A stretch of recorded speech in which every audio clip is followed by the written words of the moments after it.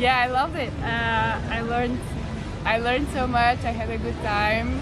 I actually quite liked all the articles that you sent me beforehand. Oh, thank you. I like the philosophy behind like street photography and like how to think about like what like what you're creating.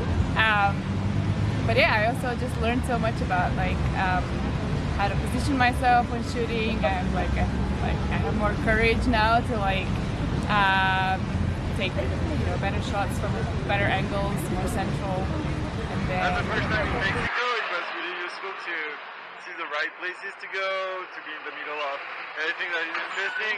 And Alex is a really good actually teacher and actually make you think of the right thing to shoot and things that I may have missed. So we've got a pretty different style in photography, but I've learned a lot. So